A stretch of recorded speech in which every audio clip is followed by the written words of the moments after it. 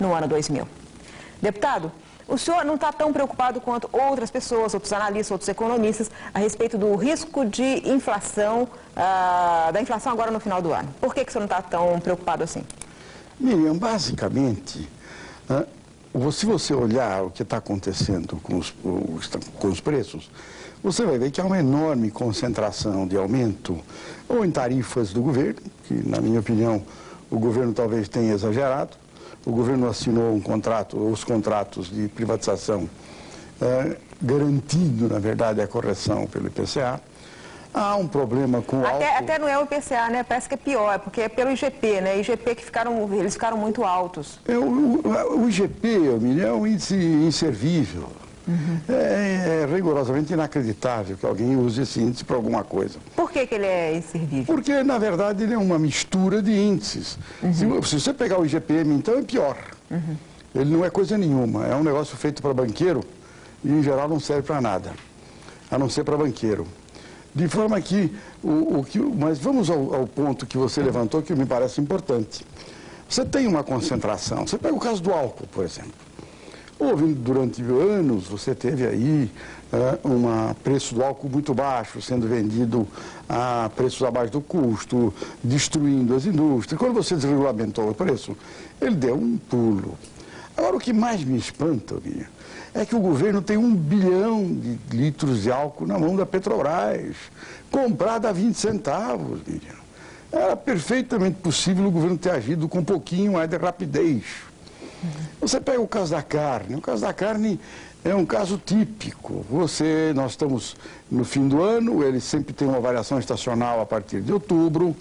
Esse ano foi pior, né? Este ano foi pior, porque houve uma seca. Há dois meses atrás, houve uma seca. Você já vinha batendo matrizes, reduziu a oferta de carne e juntou com um aumento de exportação. E aí, vamos supor, subiu 33% o preço da carne.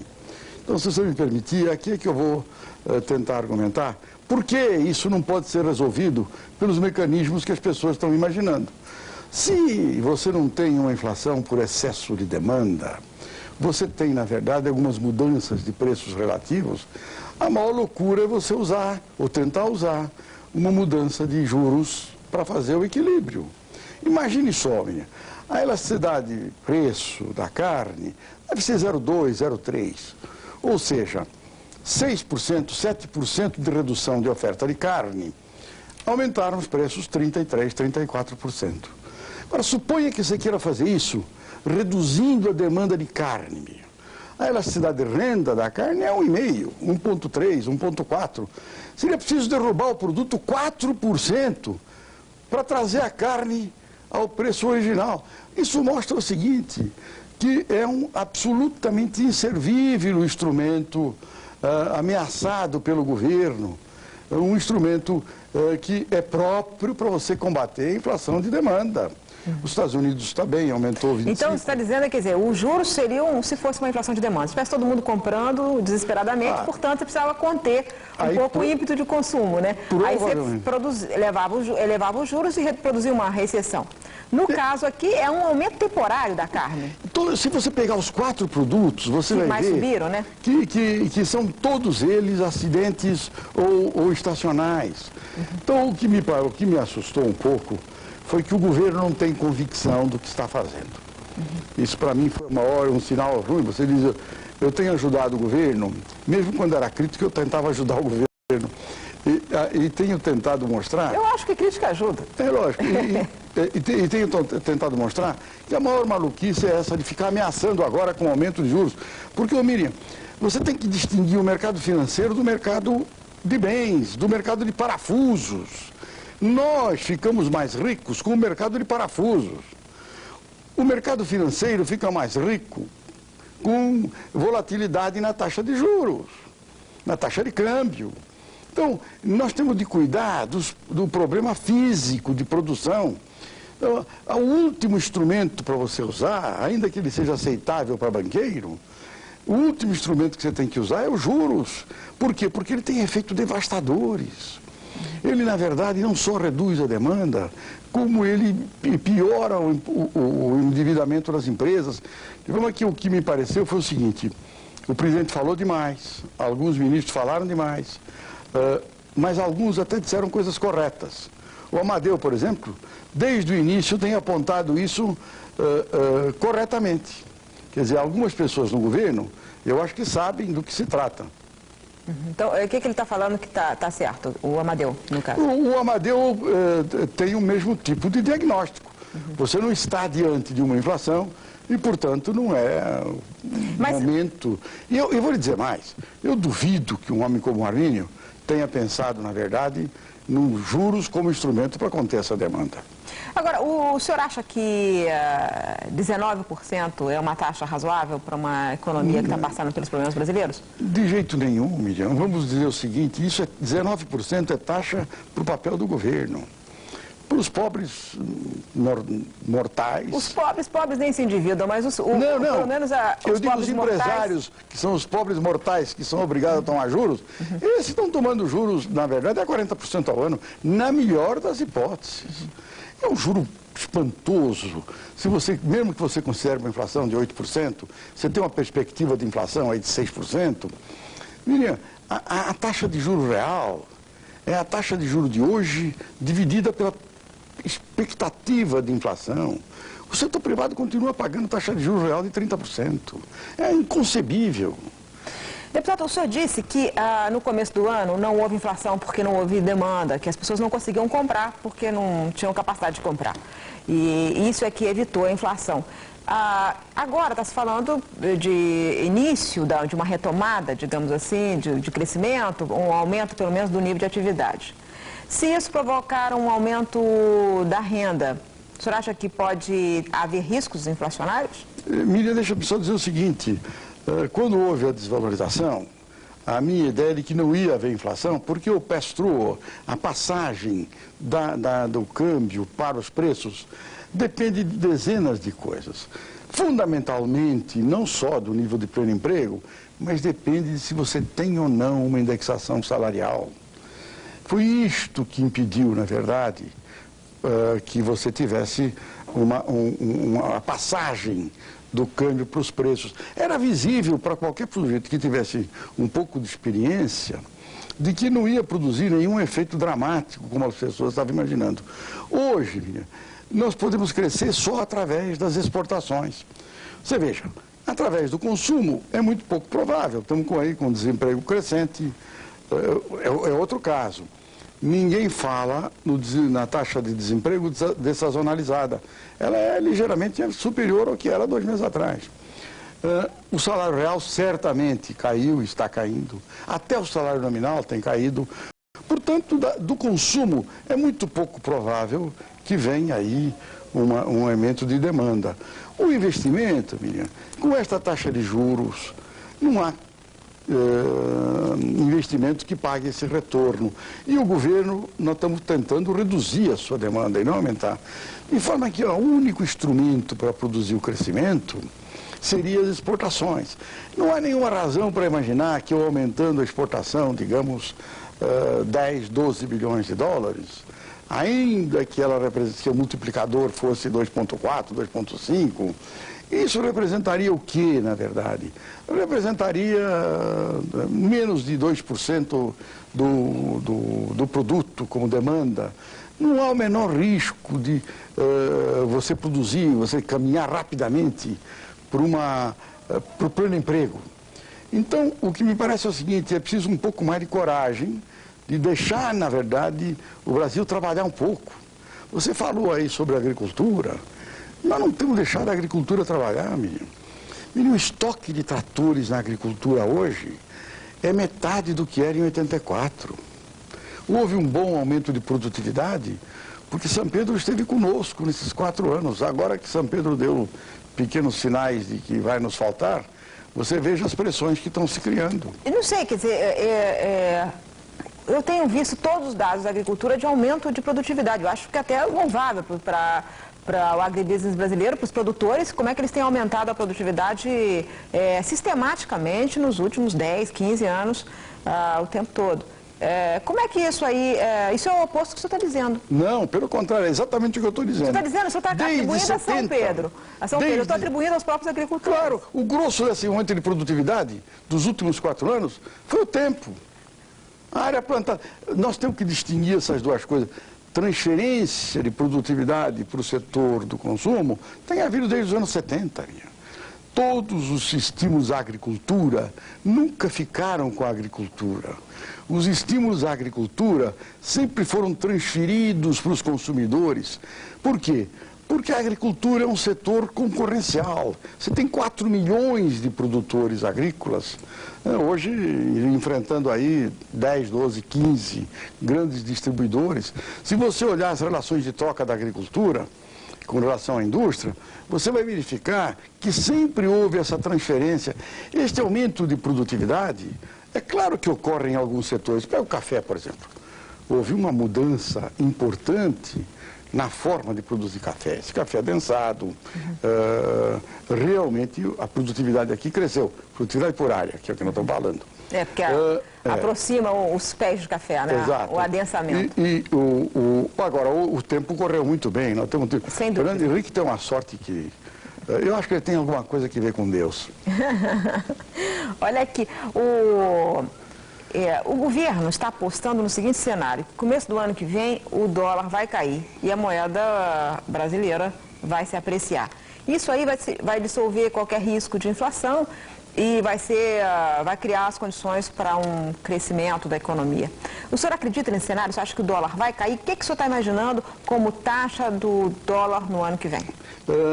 Eu estou convencido de que nós estamos caminhando para uma situação melhor. Quando eu olho 3 indicadores fundamentais, em matéria de inflação, inegavelmente nós nos libertamos da tragédia que foi a política cambial, sem inflação praticamente. Ou igual, equivalente à dos asiáticos. Em matéria de produto, Miriam, a nossa situação é consideravelmente maior. Nós nunca tivemos nada muito brilhante, de 7%, 8% de crescimento. Tivemos 3,5%, 4%. No momento pior, nós viemos a 0%. Neste ano, que devia ser o pior, nós estamos continuando em 0%. Eu acho que o ano que vem nós temos uma condição de crescer. Então, nós vamos ver o seguinte: o Brasil foi o país que fez o ajuste com o menor custo em termos de perda de PIB. Onde é que o negócio não funcionou até agora?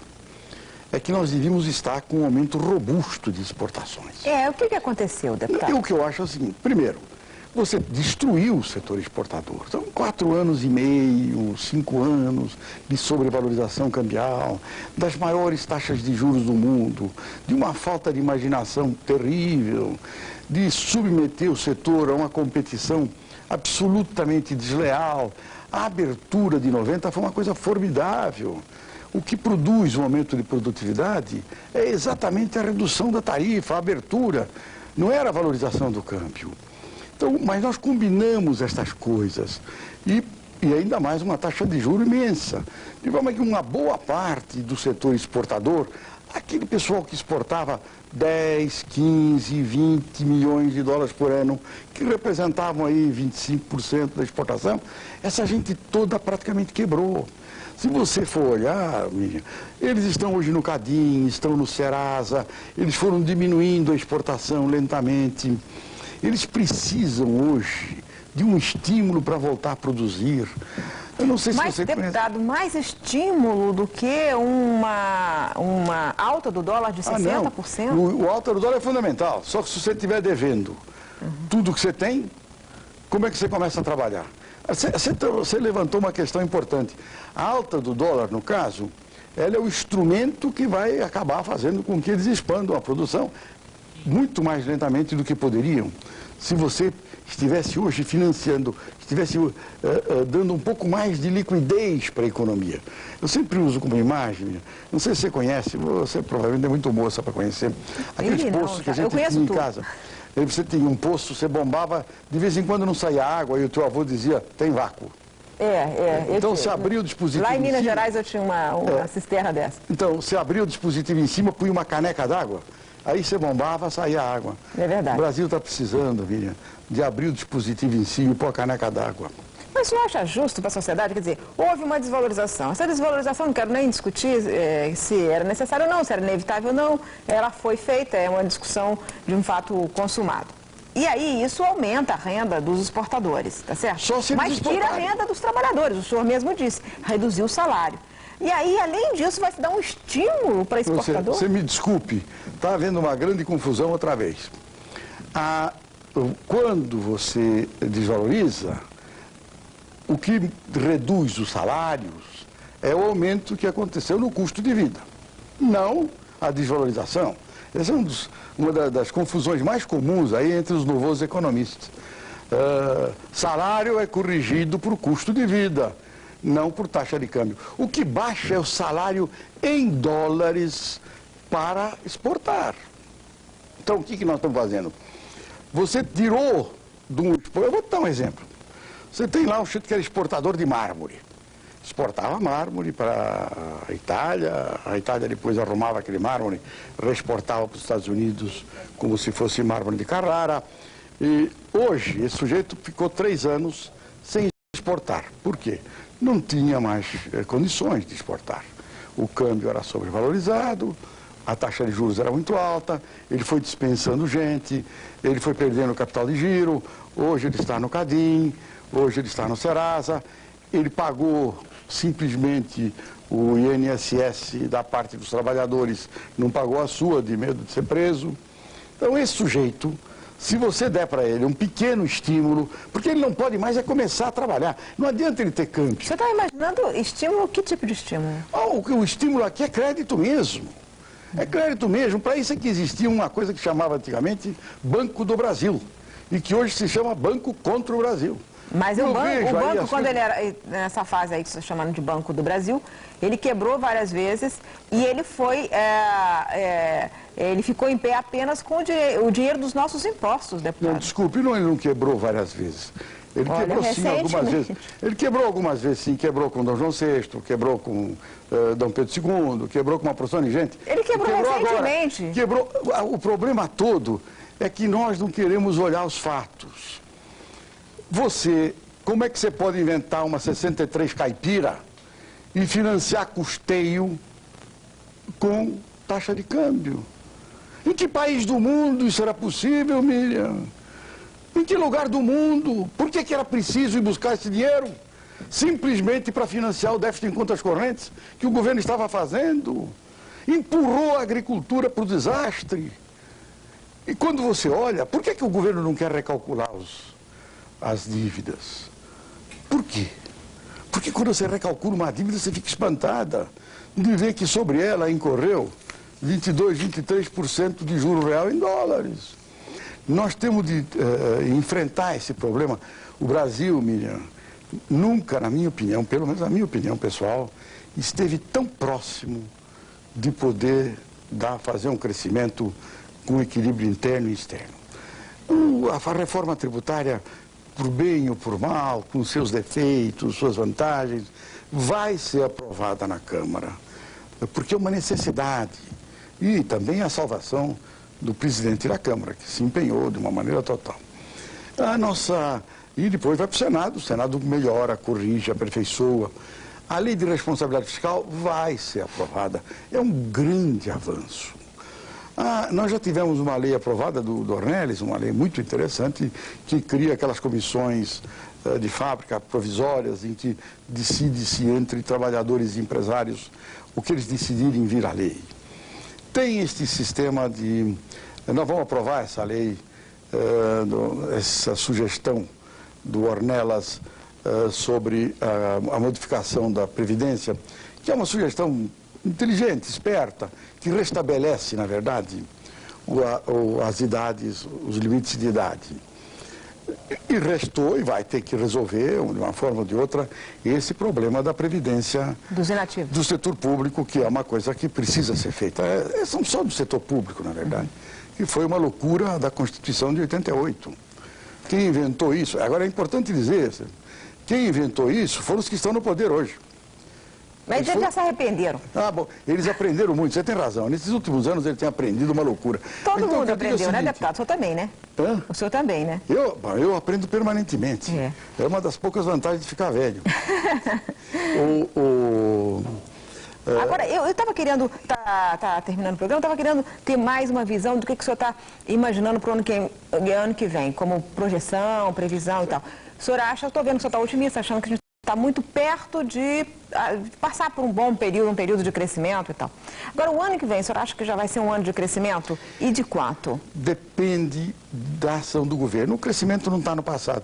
Uma das poucas coisas, você nunca me viu fazer grandes previsões aí pelo seguinte, se você me permitisse um pouquinho de economês, as séries econômicas não são ergódicas. O passado, ou melhor, o futuro não está contido no passado. Se o governo, na verdade, e na minha opinião, usar esse instrumento formidável que ele tem à sua disposição para ajudar a estimular o processo de exportação, eu acho que o ano que vem é um ano para você ter um crescimento positivo importante. Um crescimento positivo importante vai nos ajudar a resolver o problema fiscal. Mire, este ano nós vamos fazer 3,2, 3,3 de superávit primário, crescendo zero. Isso é. Ou seja, o ajuste estrutural é gigantesco. É violento. É um negócio que as pessoas não imaginam. O FMI já chegou algum dia a pedir ao senhor, na época que estava no governo, uma coisa tão violenta como essa? Não, porque eu dava risada deles, assinava a carta. E depois não cumpria? E depois não cumpria, porque era um absurdo. Que simplesmente eu não estava disposto a fazer o que se faz aí. Tá certo. Mas o mais importante não é isto.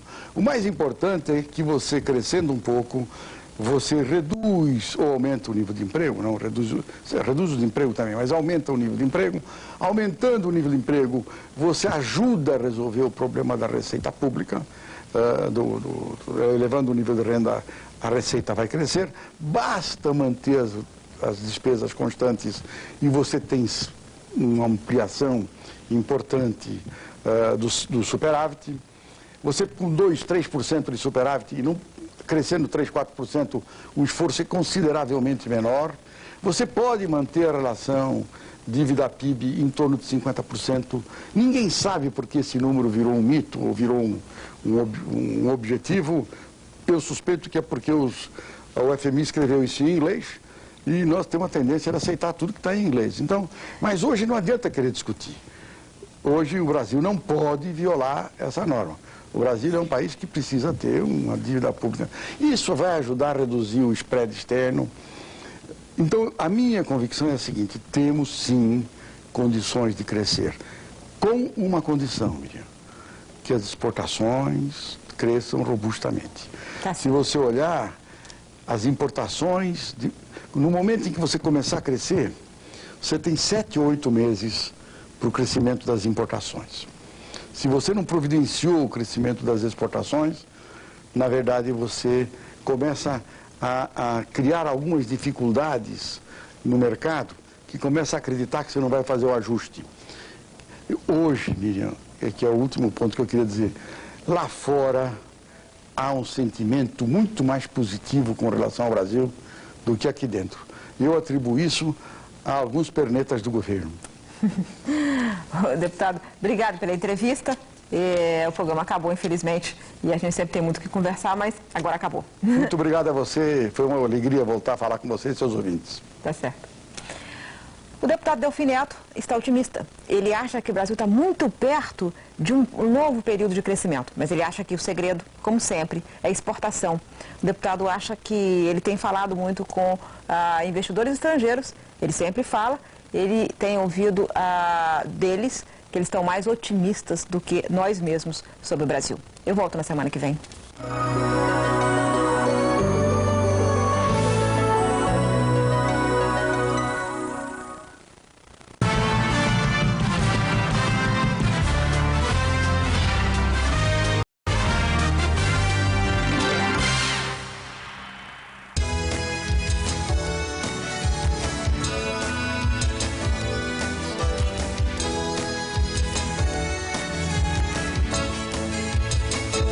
No Espaço Aberto, um programa dedicado ao centenário de Anísio Teixeira. A filha dele, Babi Teixeira, e a professora Ana Valesca Mendonça, da PUC, falam sobre a vida e a obra deste que foi um dos maiores educadores de toda a história do Brasil e certamente o mais importante defensor e entusiasta da escola pública brasileira.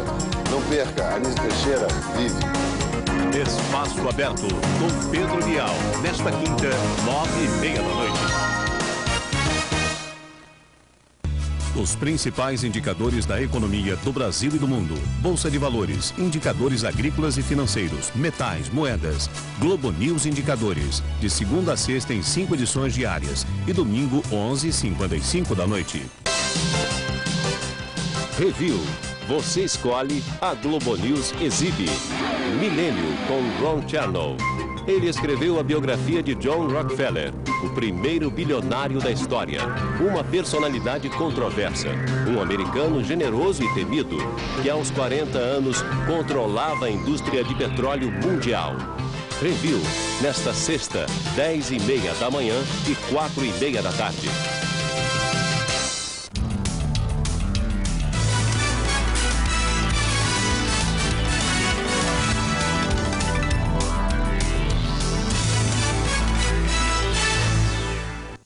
Quinta-feira, 18 de novembro, você está assistindo a Globo News, o seu canal de jornalismo 24 horas no ar. Notícias que foram destaque nesta quarta-feira. Um gesto que pode acabar com o conflito histórico entre católicos e protestantes na Irlanda do Norte. O IRA, Exército Republicano Irlandês, se comprometeu a entregar as armas. E no esporte, o atacante Romário, que teve contrato rescindido pelo Flamengo, vai se encontrar nesta quinta-feira com o vice-presidente do Vasco, Eurico Miranda.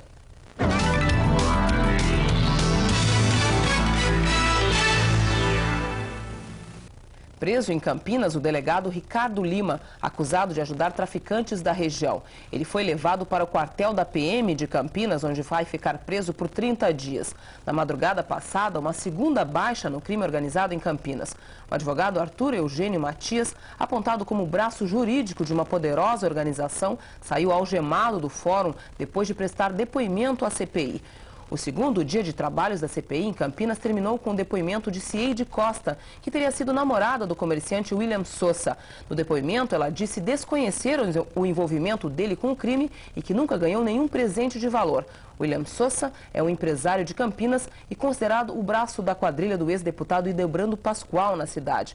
Os parlamentares estão em Campinas investigando a denúncia de que a cidade é a base de uma quadrilha que compra e vende cocaína em 14 estados. A repórter Maraísa Ribeiro tem os detalhes. O mandado de prisão temporário por 30 dias foi lido pelo presidente da CPI, Magno Malta. O delegado Ricardo de Lima saiu algemado aqui do plenário do Fórum de Campinas. Ele foi indiciado por prática de crime de prevaricação, formação de quadrilha, tráfico de entorpecentes e corrupção passiva.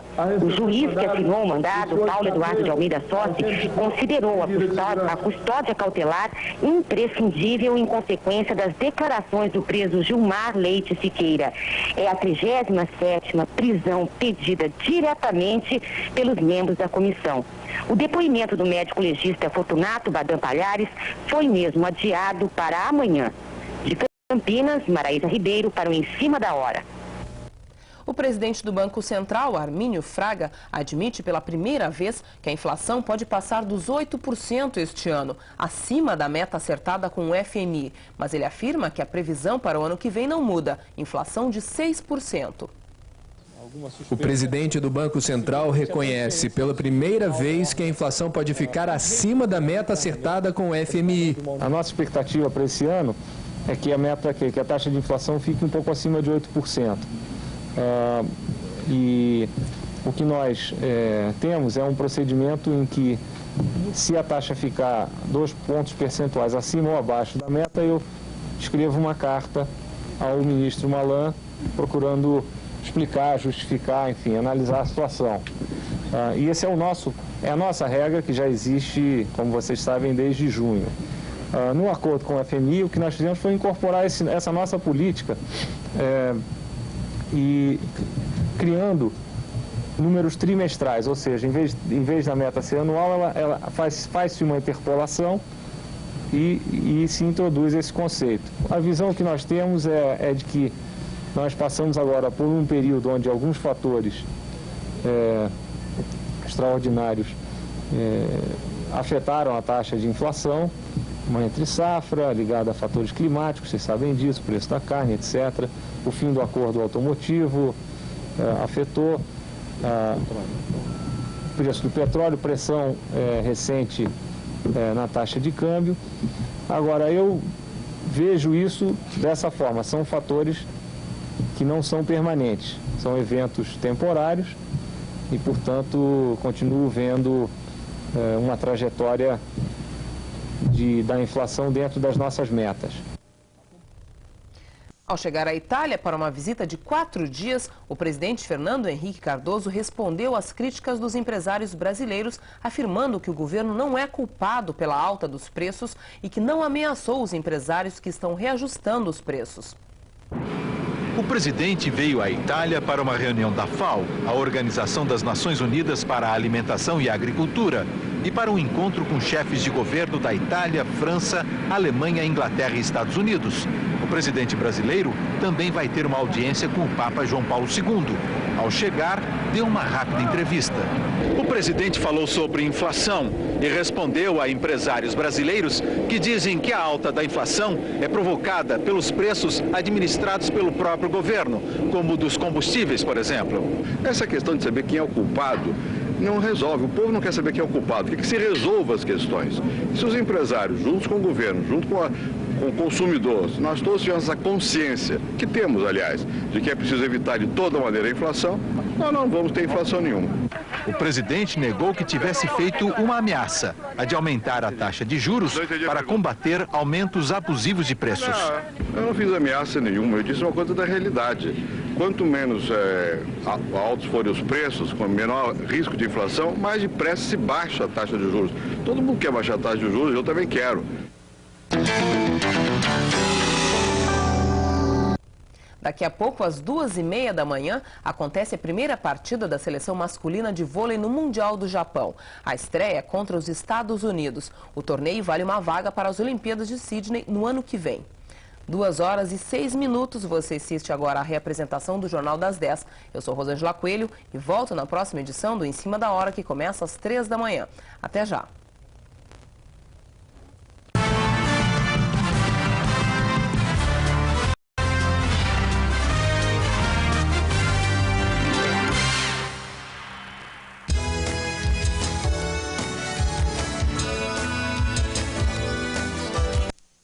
Fracassaram após 5 anos. Menos de 20% dos negócios iniciados subsistem. Você tem que pensar muito bem, porque você pode perder toda a sua economia, toda a poupança de sua vida, se você gastou num negócio que não deu certo.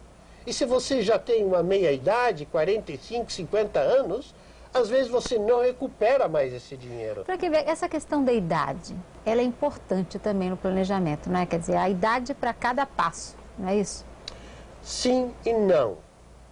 Cada pessoa tem uma idade mental, além da idade física, né? Eu fui empregado até os 35 anos, mais ou menos. Aí eu disse, eu acho que estou pronto para assumir uma posição autônoma. Não fez nenhum teste, né? Não, naquela época não havia esse tipo de teste. Acertou. Acertei, mas podia não ter acertado. Não, mas fui percorrendo etapas. Foi difícil? Não foi difícil. Eu sabia muito bem qual o momento que eu deveria iniciar meu negócio próprio. Porque antes eu percorria as etapas e dizia, ainda não estou preparado.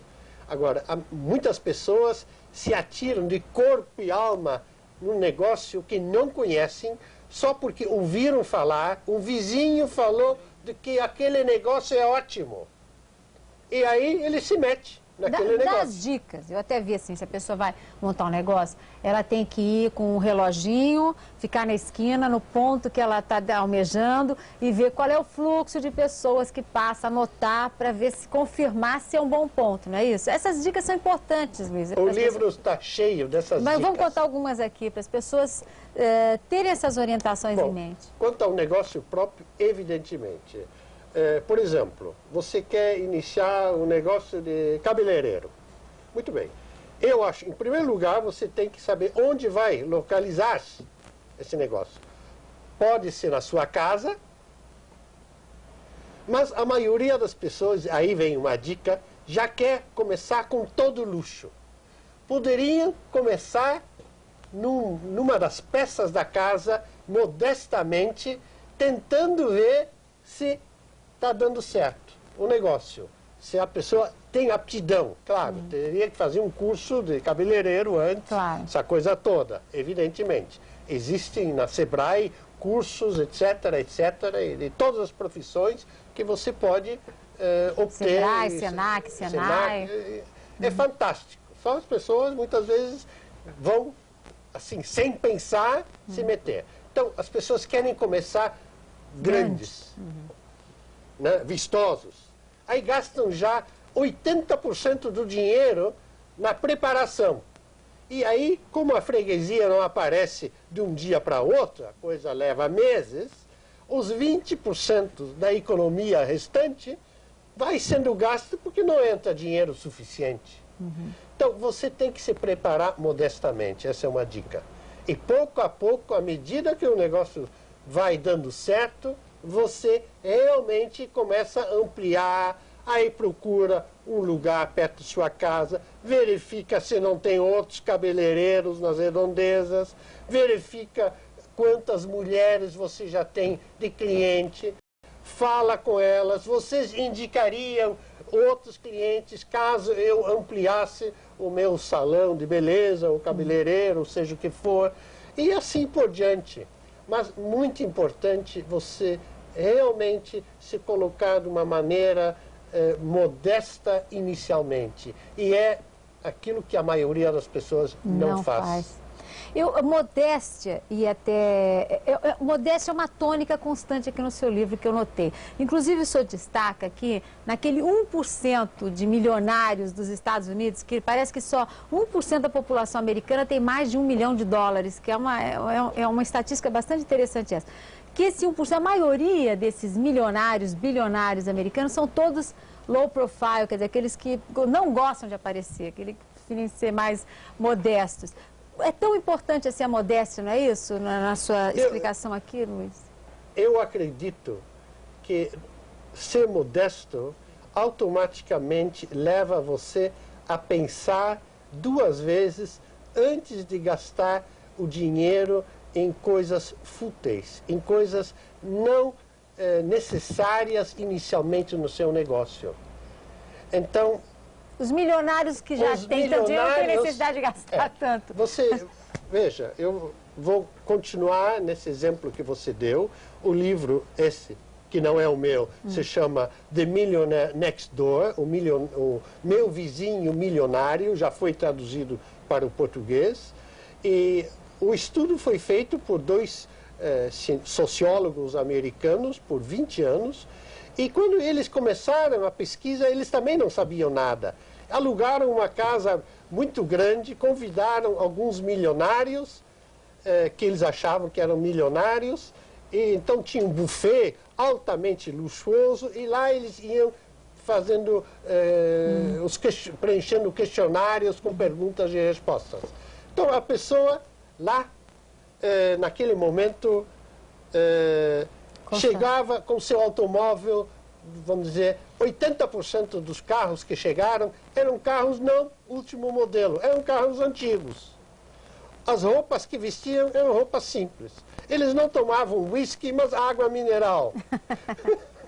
E assim por diante. Quer dizer, bom, infelizmente o nosso tempo encerrou, aí, bom, as pessoas, quem tiver maior interesse nessas histórias todas vai ter que forçosamente ler. O livro realmente é muito abrangente, começa quase no nascimento e vai até herdeiros e continua por muitos capítulos. Automóvel, fala de sorte e azar. Nós temos agora essa questão da Mega Sena, que saiu para o baiano.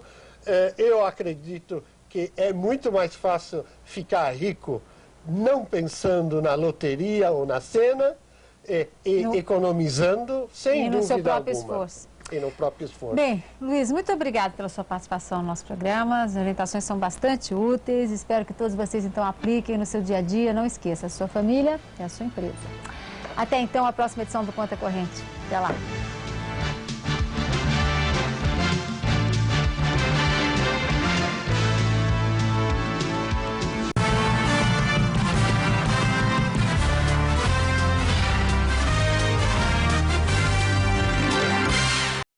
Contradições e desafios da atualidade. Os destaques do dia em entrevistas ao vivo e análises imparciais. Toda a dimensão da notícia para você formar opinião. Jornal das 10, de segunda a domingo, 10 da noite.